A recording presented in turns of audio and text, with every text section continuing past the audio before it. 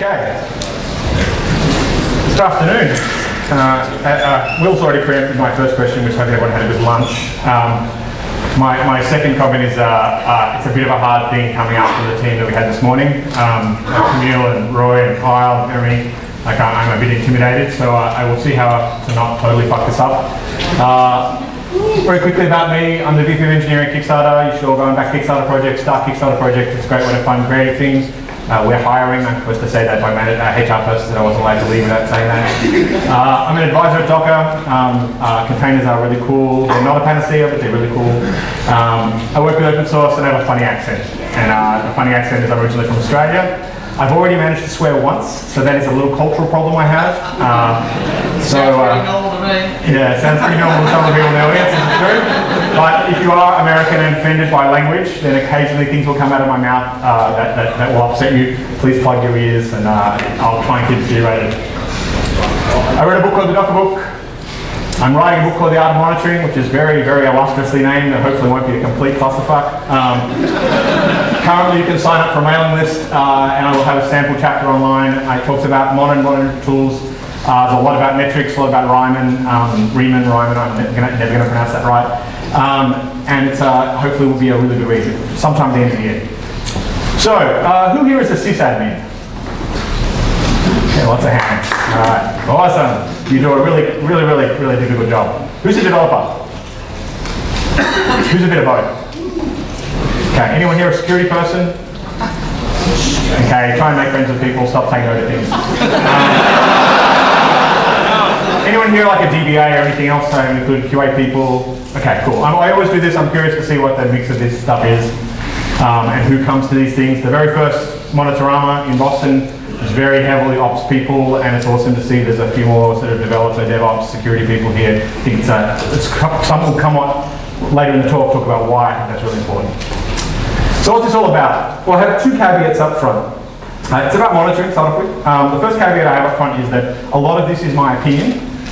Because it is my opinion, it is 100% right. Your mileage may vary. The second caveat I have is that for some of the people in this room, I am going to be preaching to the converted. Like there are some people in this room for whom some of the things I'm talking about are going to be like, oh duh, we always do that. And I remember the very first DevOps days, shortly after that someone was explaining DevOps to me, one of my colleagues goes, duh, we've been doing that since 1977. And I'm like, you might have been, but you know that 80-20 rule? 80% of the people out there have no idea what DevOps is, and the idea of an operations person working with a developer in a way that wasn't stabby is kind of unusual. So this is aimed at a broader audience. This is aimed at your colleagues who don't quite get this. It's aimed at your organizations that don't quite get this, and hopefully it'll provide some material you can take on to other things.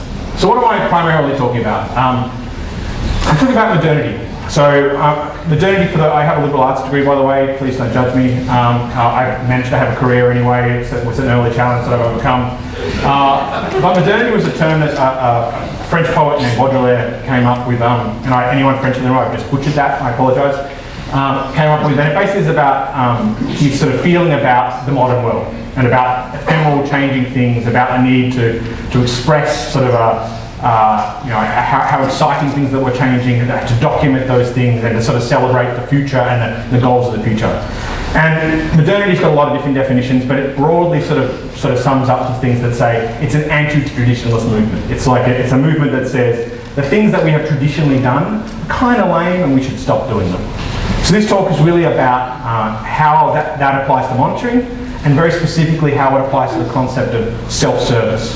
And I'm sort of presenting this as a way I see to make your monitoring to move your monitoring forward, to make it more modern, focused around the idea of service and becoming monitoring as a service. One of the really exciting things I said to a couple of people this morning was that the first Monitorama in Boston had maybe 150, 200 people. It feels like not very many. Jason probably knows the exact number. But every time that came around, I would hear from Jason, he'd be like, sold out, sold out 500, sold out 300, sold out 400. And I was like, this is amazingly cool. We are on the verge of what is I see as a sort of an inflection point in monitoring. We spent years and years and years going, you know, oh my God, monitoring sucks. And some of people didn't actually articulate that until recently. I think the monitoring sucks thing is something that John Vincent came up in 2009-ish, 2010. But we've all known for a long time that a lot of things about our environment suck. And like before it, virtualization and configuration management, and I'm an old friend of Luke Knies who wrote Puppet. I used to go to conferences and listen to Luke go, this configuration management thing, you really, really need it, and it's really important and you should use it. And a bunch of people would tell him he was an idiot. And well, it turns out he was kind of right. Maybe you don't like the Puppet implementation, maybe you don't like the way that that's articulated, but it turns out he was broadly right. And before him, you know, obviously, there's a long prior art there. I'm talking specifically about Luke. So I'm talking about the sort of this movement forward, this sort of advancement, and I think monitoring is on the cusp of a similar sort of advancement. So I'm going to talk about two things, two phases: making monitoring modern, and this is where it sort of gets fairly heavily opinionated, and making monitoring a service. So making monitoring modern. Traditional monitoring sucks, right? There are a handful of organizations out there when they talk about their monitoring stack that I go, that's pretty cool. Most of the time I ask people about their monitoring, the sort of status quo for most people is something like Nagios. And when I say Nagios, I don't need to pick specifically on Nagios as a tool. I think it's pretty awful, but again, opinion, right? There are people out there that love Nagios, think it's awesome, can drive it really well. But I think out there it has settled into sort of like, this is the best thing we're going to get, all right? So we just settle for it. And when you sort of settle for things in a traditional sort of way, it sort of basically means that you're happy to put up with like rough edges. And to be honest, I'm sick of being woken up at 4 in the morning with an alert that I can't use, that doesn't tell me about what part of my infrastructure is broken, where that's coming from, why I should care, and all of that sort of stuff. And the default sort of way people implement Nagios based on, you know, I wrote a book about it, and my fault too, you know, it tends to be that sort of pattern, like CPU memory disk monitoring, you know, basic things like services. It doesn't actually tell me very much about my organization or my business. It's often archaic, like I do think CPU memory disk, that's the 3 default checks you'll find in pretty much every introductory blog post to Nagios. I don't honestly really care about those things very much, mostly because I have lots of those things that have those metrics.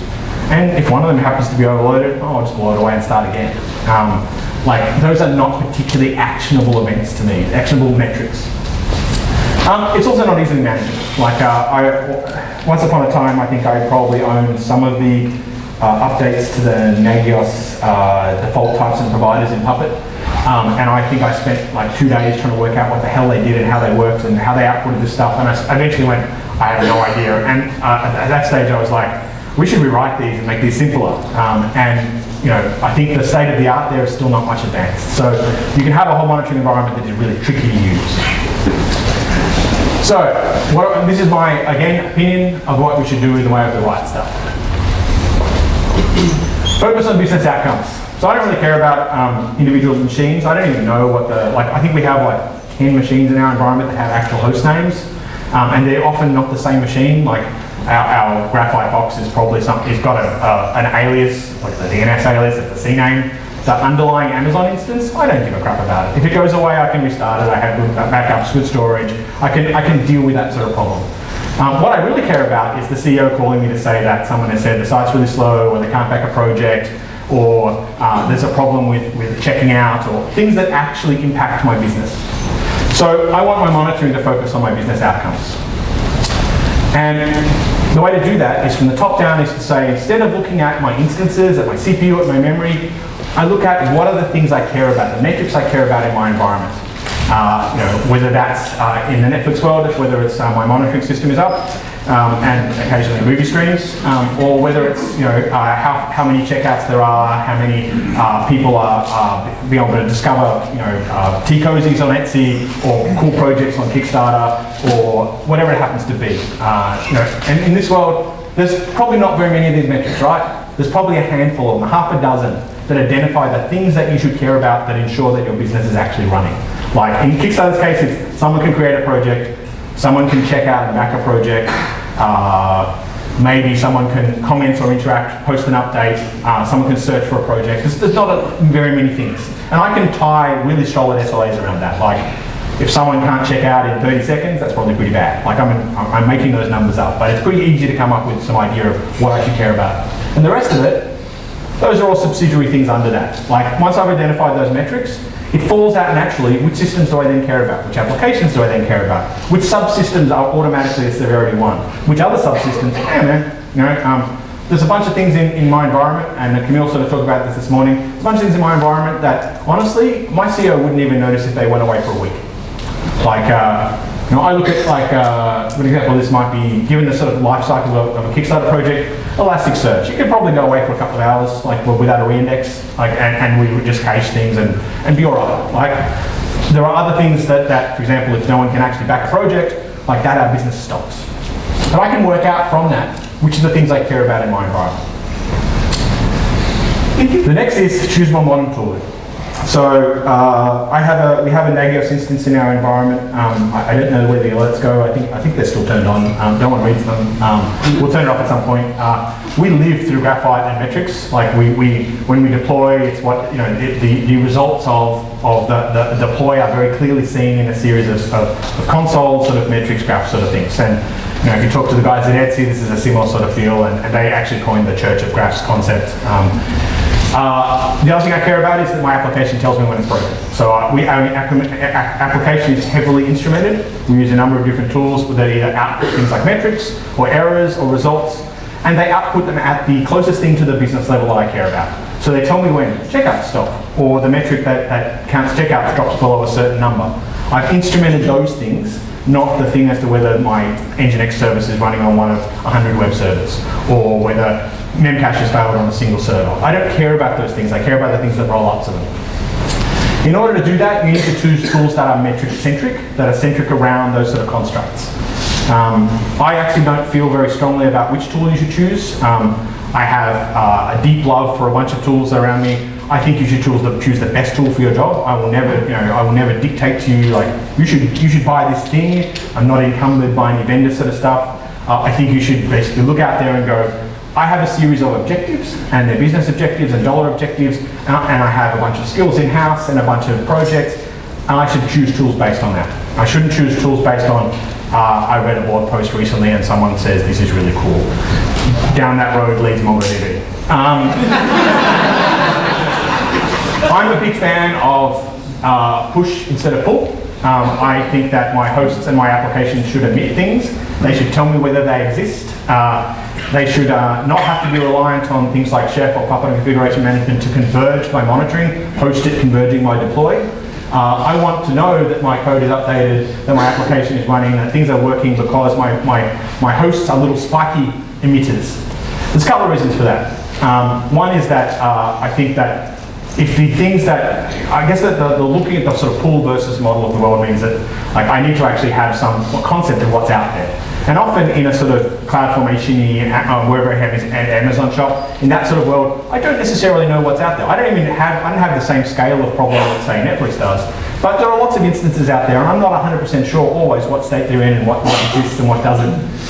But if they tell me, and absence, by the way, is actually a metric, absence of something is a metric, they tell me, that's much easier from my point of view. Also, they tend to be things that I don't have to worry about so much about the transport between them. Like the instance, like their absence could mean that they're not running, or it could mean there's a problem with pull. With pull stuff, I tend to find that's a bit more of a more convoluted way. You have to punch holes in things and push things out. And my experience is that particularly across geographical diversities, a pull model is not necessarily ideal. This one is sort of controversial. I can debate this a lot with people. There's probably a bunch of people who use tools like Prometheus. There's lots of ex-Google SREs out here who would tell me I'm a total idiot, this doesn't scale, doesn't work. And possibly in a Google environment, it might not. How many people here are running a Google-sized environment? Are there a couple, and how many of you are not Google engineers? Yeah, okay. Moot. Fault detections for yesterday. And I talked about this about the fact that I don't really care about the low-level side of things. And to some extent, I'm being a bit facetious and I'm being a bit hyperbolic. But really, when I have a metric that's pushing out to me, I get three things from that metric. I get the fact that my metrics collection system is working. I get the thing that the services generating the metric is probably working. And I get the metric data itself. So if I compare that to a pull-based system, I get one more thing than the pull-based system. I get probably more consistently an actual metric. I don't have a binary sort of check. I like that as a model. I like fault detection based on the fact that this metric has dropped to 0, or this metric is no longer being reported. And Kyle talked about the way Ryman does this in the index, which is like something is the last known state of this host service pair, and its TTL has expired and it's disappeared. I can set an alert on that. I can also detect whether it's flapping. I can also do all of that sort of stuff. All without needing to actually poll anything or worry about some sort of centralized CMDB or what hosts are actually out there. I can actually reductively understand what's happening there. And metrics are key. I cannot sort of repeat this enough. Collect that data and keep it for as long as you have resolution for it. By the way, 10-second resolution is not resolution, 1-second resolution is resolution. Anyone here collect at like a minute or 5 minutes or 10 minutes? Stop it. You are not learning anything useful about your systems at all, ever. Like, something was at 80% 5 minutes ago and it's now at 70% 5 minutes later. What the? Like, that is a meaningless statistic. Knowing for second by second resolution, that actually might tell you about a trend or a pattern or identify a bunch of events, particularly across a broad spectrum of systems or broad spectrum of applications. So I firmly say that you should keep metrics for as long as you possibly can to keep space for, and there's a bunch of SaaS companies out there who have bravely volunteered to store your metrics forever. Some of them may regret that, but this is something that is not actually that hard to do. I will also blame, there's also a lot of critique of various forms of time-based, time series databases. There's critiques of Influx and OpenTSB, the classic instance sort of Graphite's Whisper framework. There are lots of really smart folks out there, and some of them might even be writing books about topics like this, like Jason Dixon, that will actually be able to help you scale this stuff out. And a bunch of you have a lot of that knowledge in your heads. Share it with your colleagues, write blog posts, explain how you got those tools to do the things you want. It's not a competitive advantage to you. Your business is not going to die because you share the fact that we manage metrics like this, or we manage to scale metrics out to that. And this is one of the things I've always been really amazed with the Etsy team, is that they published a bunch of open source stuff that is sort of like, how do we make monitoring easier? Because they know this actually helps the ecosystem of our community, rather than just being sort of like this is some sort of deep, dark business secret. Automation is key. Stop manually building things. Like, I shouldn't have to say this. Like, how many people in this room don't use configuration management? Right, some of you may do it in various forms, Docker files, even counts configuration management, but building things manually, stop doing it. It's really painful. Someone has to repair that, and it's probably not going to be you. They have to puzzle out why you did apt-get install something instead of sticking it in a manifest with a commit message and an explanation. It's really painful. And it's a stepping stone to the next phase, which is where I stop ranting about tools and stuff like that and talk more about the sort of self-service side of things.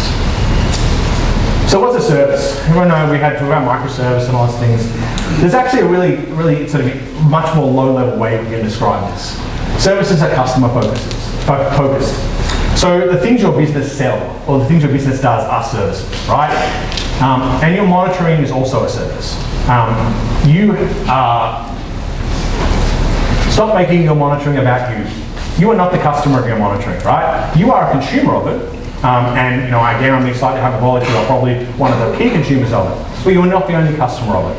Like, in my environment, I'm a customer of the monitoring at a particular level of granularity, but the biggest customer of the monitoring, the people that actually really care about this, that make strategic business decisions, are my CFO and my CEO. Like, they want to know, how fast is the platform, how are we performing this, how are we scaling, how many more engineers do I need to hire? And I need to be able to prove that to them and show that to them that's actually helping in a viable environment. So you need to start treating your monitoring not like some secret magic or secret consoles and secret dashboards you have, or graphs of information, but start translating those into things that other people who are not you can consume.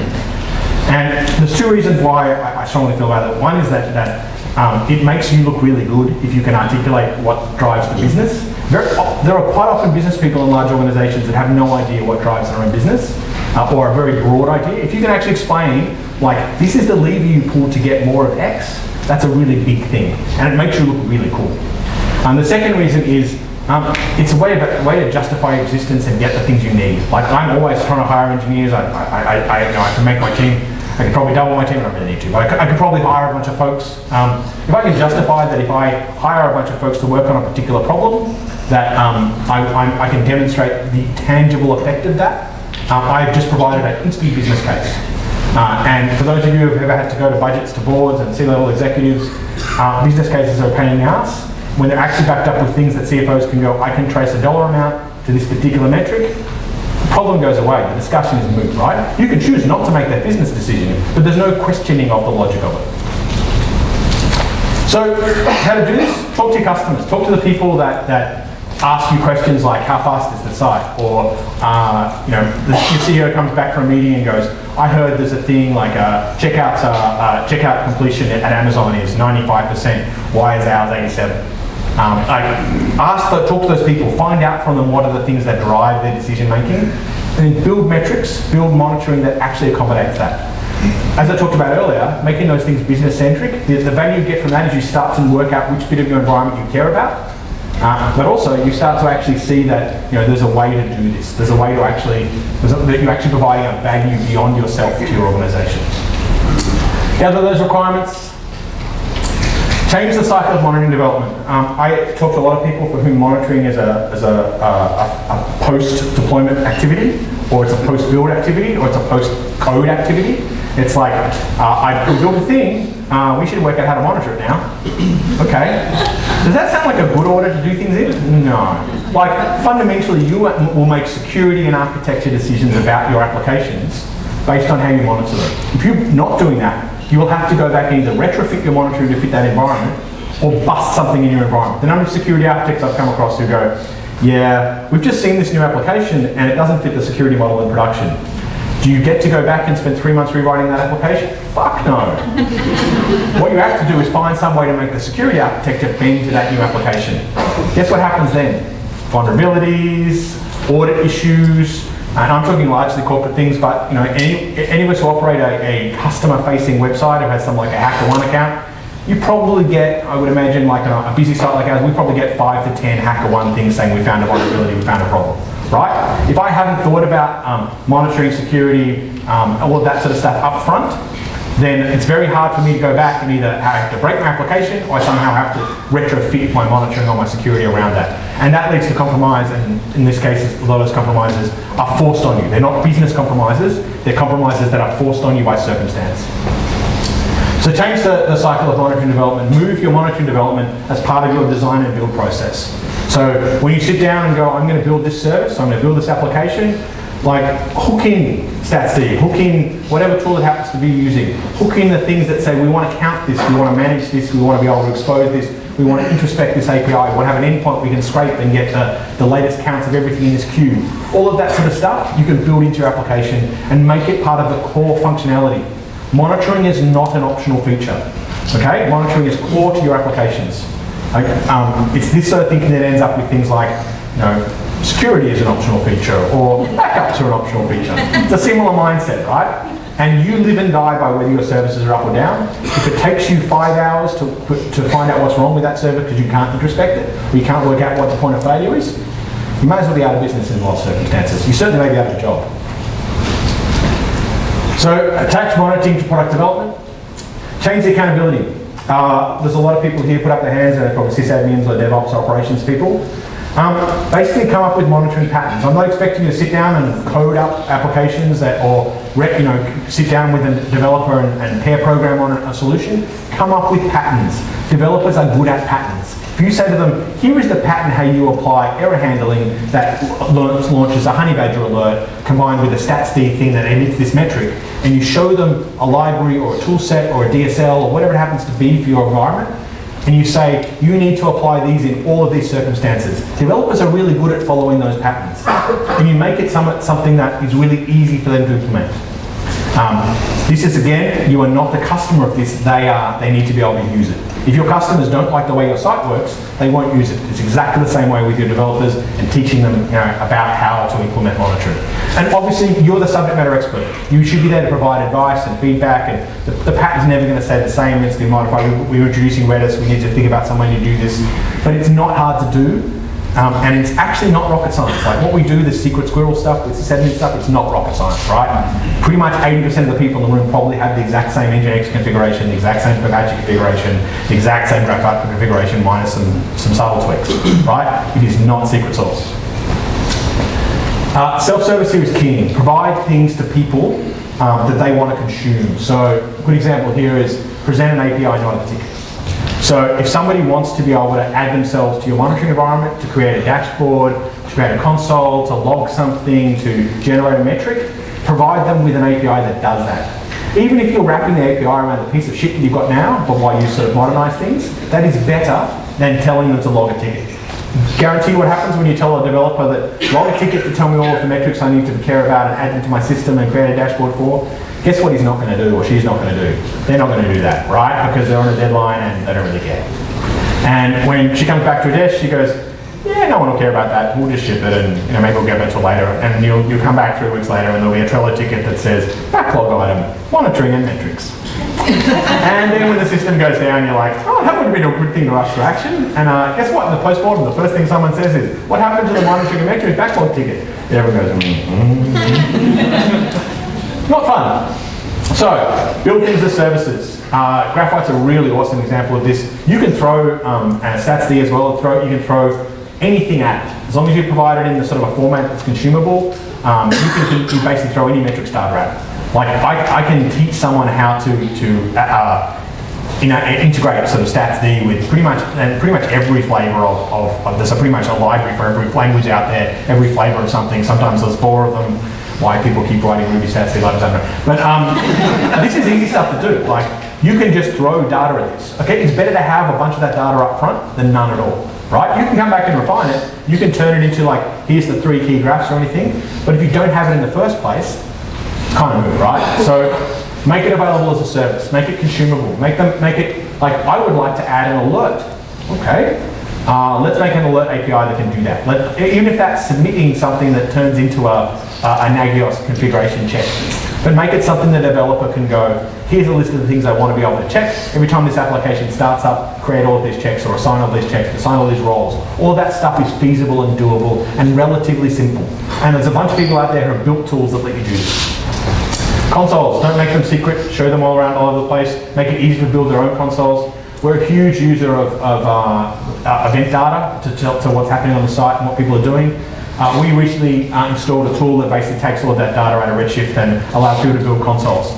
We sent people on a couple of days worth of training, and now a significant part of our customer service team builds a dashboard with a graph rather than going to ask the data team to build a dashboard with the graph. Our integrity team do their own SQL queries, they query this data, they build their own tables. It took us maybe 3 months to sort of do a crash SQL course. And people like integrity people or trust and safety people, we call them, you might call them, fraud analysts, people like that, they're pretty smart folks. They're reasonably technical. They understand how the site works and how money moves around, all this stuff. If you can teach them that information is available in that table and here's how you build a query to do it, they never bother you again.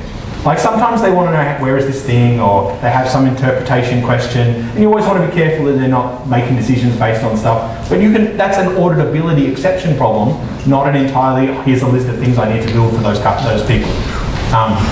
This is really simple stuff to do. A lot of environments, you can do the same thing for the CFO. Like our CFO has his own bunch of dashboards that show him money.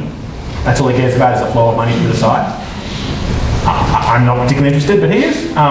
He never bothers us with data requests anymore. He doesn't want to pull a data out of something. He goes, I tweak this query and I get this result. Sometimes he has questions, what does this mean? But broadly speaking, we no longer have data requests from a huge part of our operations at finance team. That's awesome. That's a huge load of things that are not core business to me that I can now focus on things like feature development or making monitoring better.